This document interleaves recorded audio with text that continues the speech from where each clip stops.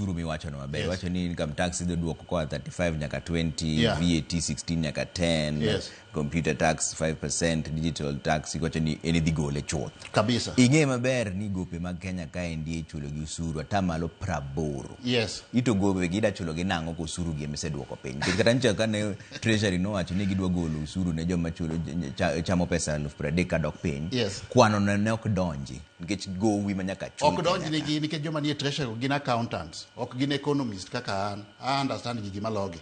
Iwinja? Atamalo 80 ichulo godo gope. Inidwa gole ka. Gima timre sani Gowi mwineno wachulo sani gi Trevor. Ok wachulo Gowi mokonyo ja Kenya.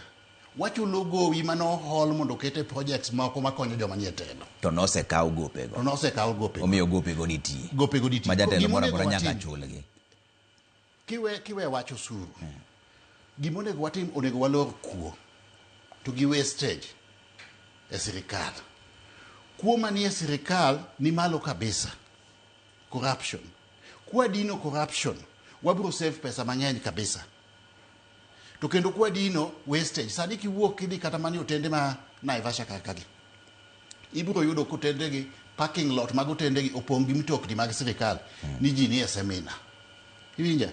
To ji nie seminar gine buche, to sani wane digital economy monego be ni buche gi gin gik mitimo kata ka ng'ato nie ode, kata ka ng'ato ni office to ji romo kadi ang'oa e office. Ok ochuno ni ji rom face to face.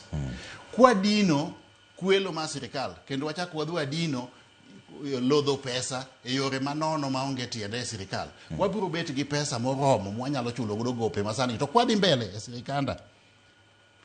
Aburo dwaro ni wabed gi gimoro miluongo ni zero budget deficit. Zero budget deficit tiende ni pesa ma wan godo e mwatiyogo. Kata mana yodi Trevor okang'e kata in gi minot. Ka in gi minot seche mugo budget. Ok go budget gik mudwa timo ni mondo udhi uhol Gowi. Iwinja maber? Mane gima onego watim Kenya kae bende e sirikal. Kik wabed gi budget ni budget wadhi holo Gowi e kwa biro finance godo ang'oa expenditure. Mano kwano ma ok donji ka in economist, mano kwano molal. Itiyo gi pesa mang'oa ma in godo. Mane gima onego watim ang'oa kwa dhi mbele. To kende sirikanda gima achiel mago dwaro katimo ka donje sirikal kaka president.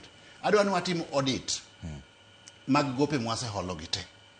Mondo wang'e ni gope gi no hol gi kalure gi sheria mano mokwongo.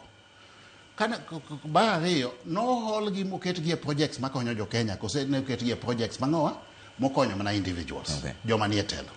To ka wayudo ni gope gi no hol to konyo mana projects manie ang'oa ma ji lodho godo pesa ok mokonyo jopiny. Then jok mokwalo pesa go unego mak gi mondo oteri ang'oa oteri jeje. Wadhi ane kidieny achiel kachiel. Mokwongo gope gi idhi chulo gi koso oyo. Kama gen? Gope ma Kenya ni godo gi ichulo gi koso oyo. In ka koro yieri kaka jatelo. Yes. Ichulo gi koso idhi tamori chulo gi. Wabro timo audit. Okay. Seche ma pod itimo audit idhi chulo koso ok ichulo. No, watimo audit mondo pinje mano miwa gope ting'ino ok ng'ini ni pesa go dhi kanye. Sirikal nokawo Gowi. Wachulo gope mano luwre gi sheria mokaw gi sheria. To seche ma pod nono gi non nikech ok en gima idhi timo. Mato nyaka wachudi. Mato nyaka wachudi. Nikech ng'eni donje sirikal tichako choko usuru piny.